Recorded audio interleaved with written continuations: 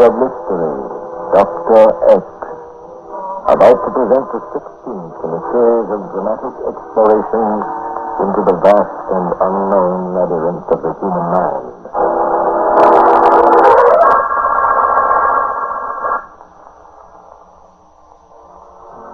Tonight, our guest is the internationally known dramatic star, Miss Florence Reed.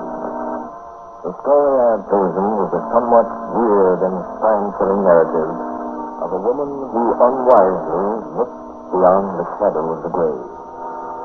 Creep by night, through your Master of Mystery, presents Florence Reed as Sister Southgate in The Three Sisters.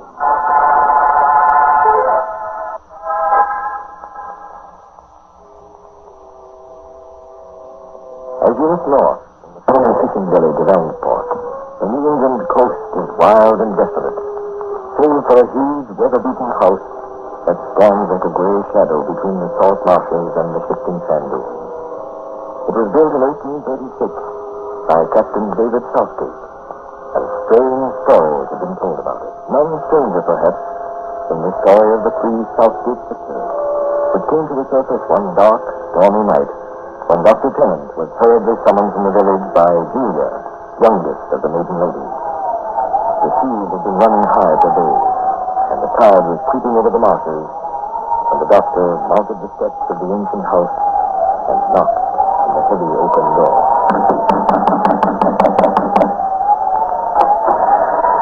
Oh, Dr. Tennant, thank heaven you're here. Evening, Julia. Lord, what a night. I'll take your coat, Doctor. Something should be done about that road across the marsh. It's a foot deep in water. Twice my car stalled. I thought I'd never get out. Thank you. The county road commissioner won't do a thing about it. There's not enough people use the road. Good reason why. Can't for the life of me understand why you three women don't move into the village. Who's sick? Amanda. What's wrong with her? She thinks she's dying. What do you mean she thinks she's dying? Since she took to bed Wednesday, she's been there ever since. One of us had to be with her every minute, night and day. Hector's with her now. What does she complain of? Chill? Fever? No, nothing like that, Doctor. The reason I called you is because early this evening she said tonight was the night Mother was coming for her to take her to the grave. That's all ridiculous nonsense. Well, Amanda believes it, and so does Hester. They believe that the last Southgate to die always returns to lead the next one to the grave. Mother was the last. Let's have a look at her. This way, Doctor. She's in the room at the head of the stairs. How can you stand it here nights with that foghorn blowing and that wind wailing? It's enough to drive a person out of his mind. Oh, it's not so bad, really. We've become accustomed to it. And here we are. Dr. Tennant here, Hester. Oh, I'm glad. Hello, Doctor. Evening, Hester. Close the door, Julia. Drop. No. Amanda, the doctor's here. It's no use, Doctor. You can't help me. Mother is coming for me tonight. That's what she's been saying all day, Doctor. Here you face. How do you know that your mother is coming for you tonight, Amanda? She told me. She was here early this morning before dawn, dressed in her burial clothes. She said she was taking me because I was the eldest. She said Hester and Julia needn't worry. Hand me my stethoscope out of that bag and please, Julia. Yes, Doctor. Oh, here you are. Thank you. All right, now, just relax, Amanda. No use at all. I know, but I'd still like to examine you. All right, deep breath now. Once more. That's fine. Can you turn over on your back? I'll help you, dear. It's no use, I tell you. Mother's coming for me tonight. Don't bother her, Hester. Come out. You see, Dr. Tennant knows. Even he knows. I'm going to die. Is she, Doctor? And talk to you outside, Julia. Keep her warm, Hester, and see that she gets some sleep. Come, Julia. Goodbye, Miss Amanda. Goodbye, Doctor. Goodbye forever. Oh, Amanda, dear. Come along, Julia. Yes, Doctor. You don't have to bother coming downstairs with me, Julia. I can tell you everything I've got to tell you right here on the landing. Is she terribly sick, Doctor? She won't die tonight or any other night for some time to come. Her heart is sound as a dollar, considering her age. But the way she feels and looks and the things she says. Imagination. Humor her for the rest of the night, and in the morning, when she awakens and finds herself alive, she'll be quite all right. Oh, I hope so. I know that she will. As a matter of fact, you worry me more than Amanda does. I? Yes. I don't like those circles under your eyes and your drawn cheeks. Now, hold still a minute. Listen to your heart. Oh, I'm all right. Yes, I know, but you've always had a weak heart. Now, take a deep breath. Again.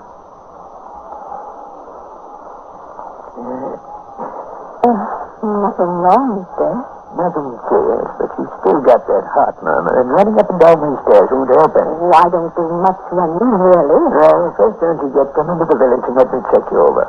Lord, I wish I could convince the three of you that you'd better off living in the village. But I suppose it's hopeless.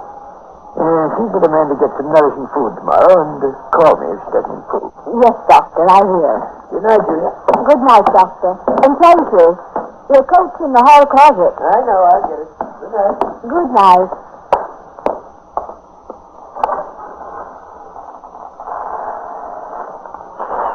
Quiet, Julia. She's got back to sleep. Oh, I'm glad. What did the doctor say? That's what I thought he would. There's nothing the matter with Amanda. Absolutely nothing. It's all imagination. I'm not so sure. Oh, now listen, Hester. We're grown women, both of us. You must be sensible. You know as well as I do that no one's coming to lead us to the grave. Now time comes, we'll die like other people do. You don't remember the night our mother passed away, do you? You don't recall what she said on her deathbed? Oh, Hester, you know well enough that poor mother wasn't quite right in her mind. You've no cause to say that. She doesn't, and you know it. That's why I argue about it. Dr. Tennant says Amanda will waken tomorrow morning and find herself alive and forget all about it. Dr. Tennant doesn't know. He knows enough to tell whether she's sick or not. 10 o'clock. So you stay with her till 2. I'll try to get some sleep in the meantime. All right, Julia, I'll wait till 2.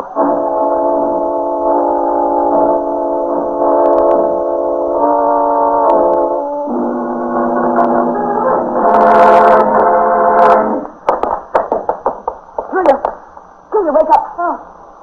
What is it? Is it time? No, it's only midnight. I must have fallen asleep. I woke up about a minute ago and what? Julia, Amanda's dead. No, Hester. Julia, what's the matter with you? Julia, speak to me. Open your eyes. Julia!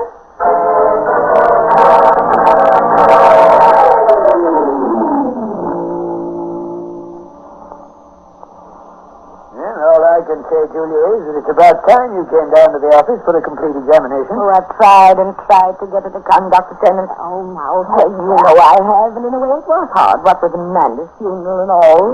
That's something I'll never understand. Amanda's death. I understand it. We won't go into that again, Hester. Well, Julia, you're in pretty fair shape. Only don't go getting any more shocks and fainting spells like you did the night Amanda died. Well, that was my fault, Doctor. I should have known better than to stop her, poor Julia. Don't be silly. Well, I should have. Tell me, when are you two moving into the village? Why should we move into the village? Doesn't cost us a penny to live in the Southgate house. I will not just waste money for the privilege of living in the village, and that's fine. That old barn that you call a house isn't fit to live in. Just the same, it's our home. Grandfather Southgate built it, and he meant for the Southgates to live in it. You may do as you please, Julia, but I'm staying there. You know very well, Hester, that I wouldn't for one moment let you live there alone. So don't tell me I may do as I please. Well, all I've got to say is that you're making a big mistake. You can't live like hermits. You've got to get out and see people. If you don't, I'm warning you, you'll get yourself into the same state Amanda was in. And maybe with the same result.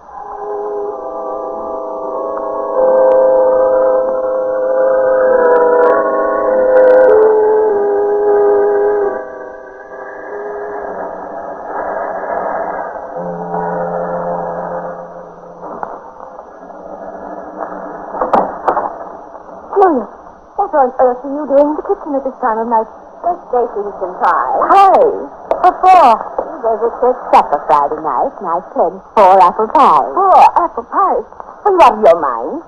Don't you realize butter and sugar and flour cost money? Oh, Hester, for heaven's sake, it's only a matter of $2 or $3. Only $2 or $3? Well, you talk as if we had millions. We have enough. Yes, enough for ourselves, but not enough to feed a lot of worthless people in the village. There are people in the village who need help and must have charity. And I'm working with the Reverend Evans to give them as much help as I can. Gee, I believe you've lost your mind. Oh, stop it, Hester. Before you know it, you'll be taking the money out of the bank and counting it. Dollar by dollar, over and over again. I'll do something, you can be sure.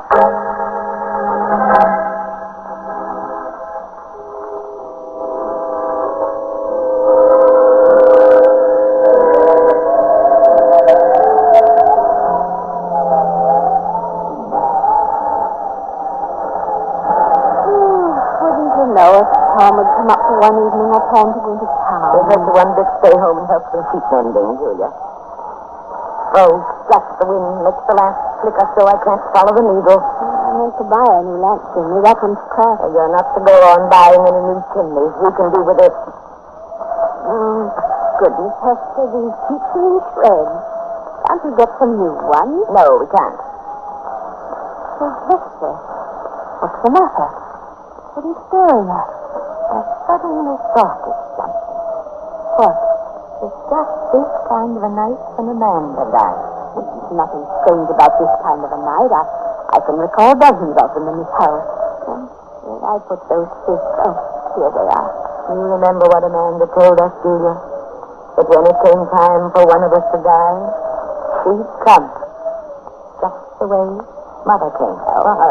Hester, I thought we were finished with that nonsense. Just because you call it nonsense doesn't make it so. Oh, right, Hester. Only for heaven's sake, don't get into the state of mind Amanda was in. What do you mean? I don't like to say it, but Amanda wasn't quite herself before she died. Oh, yes, she wasn't. All that talk of coming back for us and leading us to the grave. The dead are dead, you know it. Then how did Amanda die? Dr. Kenneth disclosed himself there wasn't the slightest reason for her dying. But she did. She had the word that Mother was coming for her, and that's what happened. Oh, fiddlestick. Hester, where in the world you get this poor thread? I declare to goodness it breaks every time I pull on it. Same thread of all with you. Sorry, Hester, but this lamp clip is too much to sew by. Tomorrow when I'm in town, I'll buy a new chimney and some decent thread. And what else? Anything else I decide might make life a little pleasanter. Well, I'm going up to bed. Good night, Hester. Good night, Julia.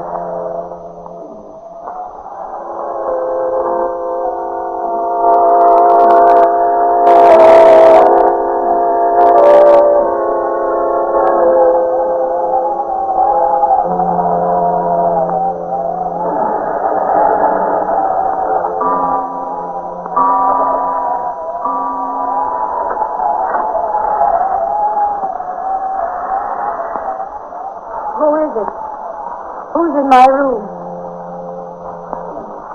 Who is it, I said? Hester, is it you? Answer me. What sort of nonsense is this, Hester? Oh, all right, if you want to make me get out of bed, I'll get out of bed. Now, Hester, what's the meaning of... Amanda!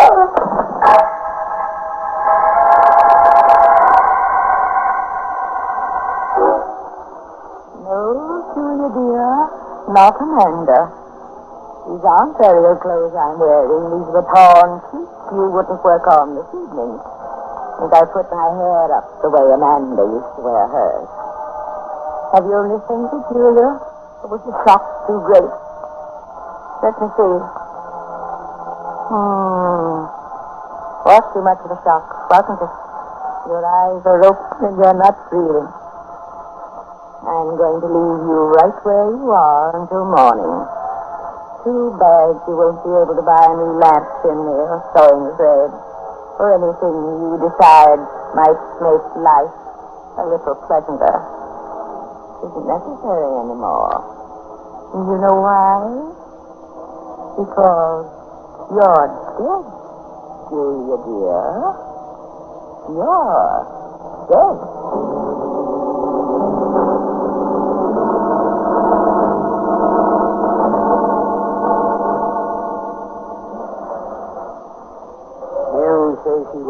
about 8, Hester? Yes, Doctor. She complained of not feeling well. And you found her on the floor this morning? Such a shock. Yes, I can imagine. Chances are she had a heart attack, tried to get out of bed, and collapsed on the floor. Poor sweet Julia. Now, pull yourself together, Hester. It was bound to happen sooner or later. Would you like me to arrange for the undertaker? Yes, please, Doctor. Nowadays, they handle everything from start to finish, and quite reasonably, too. How reasonably? As I recall, Amanda's funeral was quite expensive. No, I'd say $150 should cover it. $150? Well, that includes the coffin and the burial clothes, and I think a small headstone. Suppose you let me worry about it. I don't see the need for anyone worrying about it. $150? Why, it's outrageous. All that money just to bury a person. I certainly will not spend it. Matter of fact, I'm sure Julia brought the funeral right here from the house. Suit yourself, Hester. I should think you'd want someone to take care of things for you, but go on, find your own coffin and burial clothes and headstone. I suppose the Reverend Evans will take care of the service. Of course he will. Probably without charge, after all Julia did for the church. $150. All right, forget it. I'll send a man up to embalm the body. Got to do that, public health law. Don't worry, though. Only costs $10. Did I tell the Reverend I'll be down to see him this afternoon? All right. Good day, Hester. Good day.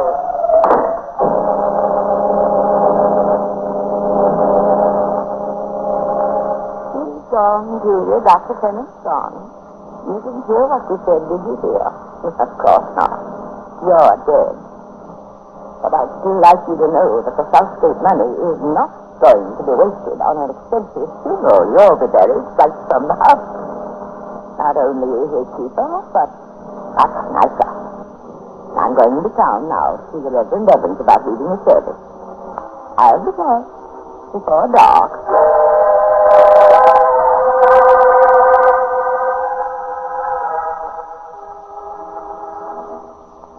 So far as I am concerned, Miss Hester, it makes little difference whether Miss Julia's funeral is conducted in the house or the church here in the village. I'm quite sure you wouldn't mind, Reverend. I've already arranged to have a coffin built. Julia will lie in it, dressed in the burial clothes I shall make for her. The coffin will be in the parlor where people can come and see her if they wish. Very well, Miss Hester. Shall we say the day after tomorrow for the funeral? The day after tomorrow will be very nice, Reverend. Shall we say 10 o'clock in the morning? 10 o'clock will be lovely.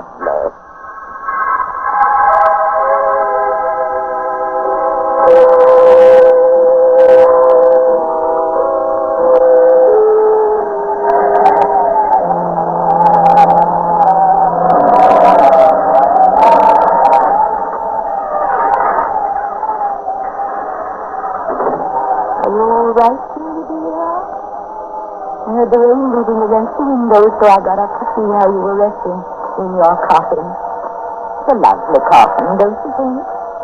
Old Caleb made it for me. Did you know Caleb Filthy? Only charged $10. And do you know what that undertaker wanted? 35, can you imagine? Tomorrow's too near, you know, dear.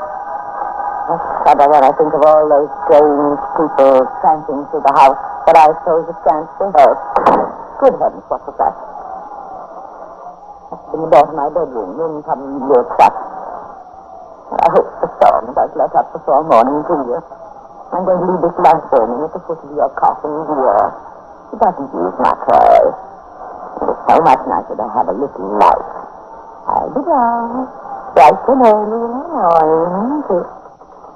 Who's there? I see your hand on the doorknob. Who is it? Answer me. All right, I'll find out for myself. Good evening, Hester. You didn't expect to see me, did you, Hester? Oh, but it is. Amanda. Yes, your sister, Amanda. You better close the parlor door. There's a draft blowing through the hall, and it's making the oil lamp flicker. Oh, the wind comes. Well, how are you, Hester? Is it really? Yes, of course. It's a drag night out. The grave was wet and cold. Tell me, Hester, what kind of a coffin did you get for Julia? Oh, now I remember. You told us you come for the next one to go. You come for Julia. Answer my question. What kind of a coffin did you get? I know something about coffins, Hester, and that one doesn't look very good to me. It was built specially, Amanda. Let me look at it. Just as I thought, you never could bring yourself to spend an extra nickel. Could you, Hester? This coffin will be full of water the first stormy night. And where did you get the burial clothes? Well, I made them myself. All hands. Amanda, it's brand new material. Coffin. How do you expect anyone to keep warm in coffin? I couldn't afford anything better, Amanda. Well, you've no idea what Julia's been up to since you died and left us the house money. She was spending it like water. So you murdered Julia to keep her from spending Southgate money. What do you say? Don't lie to me, Hester. I can see right through you. Julia died of heart failure. Dr. Cummings was here. Everyone knows what happened. No, everyone doesn't. But I do. You frightened Julia to death. Amanda, no. Yes, you did.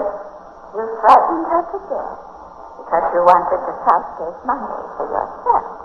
You didn't want to see it spent. What else could I do, Amanda? The money was left in cash. This is your money. I left it to both of you equally. But you were squandering it, throwing it away. You killed her. You murdered your own sister. No, don't say it like that, Amanda. You're right. Yes. You are. Yes. If you came for Julia, take her and go. But you're wrong. I didn't come for Julia. Julia's dead. I came for you. No. No, I don't want to die. I'll lead you to the bedroom. That's nice for dying. What will happen to the suffering money if I die, Amanda? I've been so careful of it. You know what I did. What? I threw the money out of the bank this morning. There's a penny of it. I've got it in my room where I can watch it. That's how careful I am. But if I die, Amanda, they'll find it. They'll turn it over to the county poor. People we never heard of will be spending it. You wouldn't want that, Amanda. You learn, Hester, that money means nothing beyond the grave. Come with me, dear. No. Let go of my wrist. Let go, I said. For the oil lamp, you'll knock it over. Sir! Please, I'm sorry. Amanda!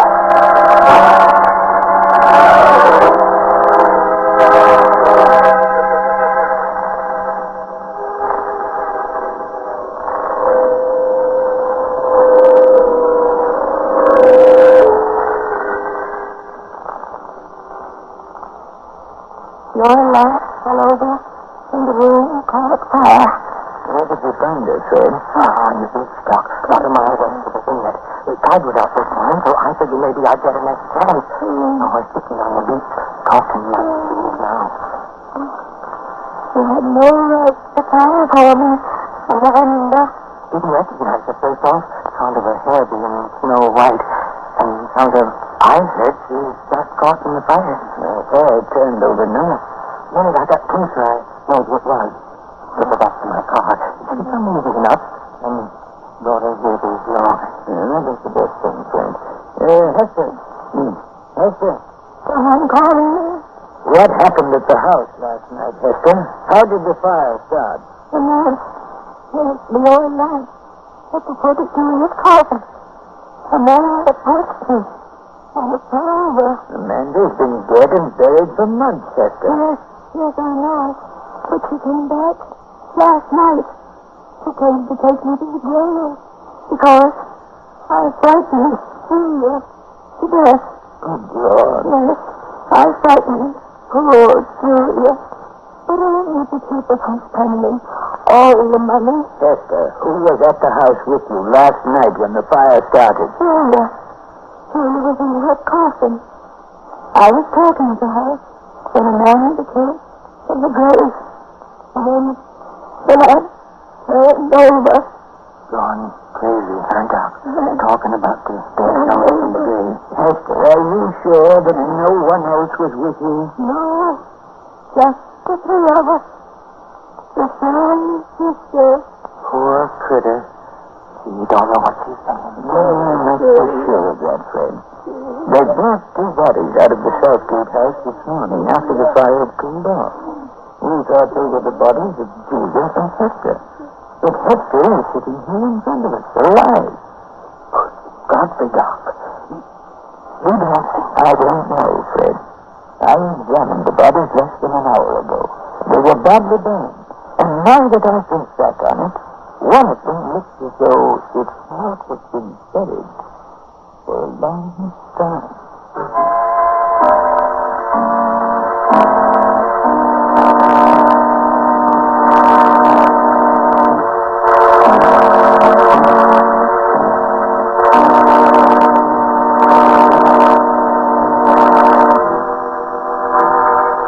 That was The Three Sisters, starring Florence Reed. We invite you to join with us again when we unfold another strange and terrifying story of the human mind. Until then, this is your master of mystery, Dr. X, leaving you creep by night.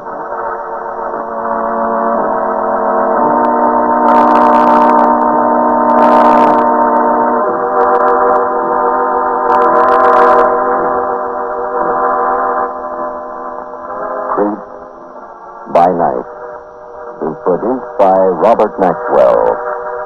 Original music was composed by Jeffrey Crawford. Supporting Miss Reed in tonight's performance were Grace Cuddy as Julia Southgate, Eleanor Audley as Amanda Southgate, Everett Sloan as Dr. Tennant, Ted Osborne as Fred, and Dr. X as himself. The Three Sisters was dramatized by Hector Sevigny.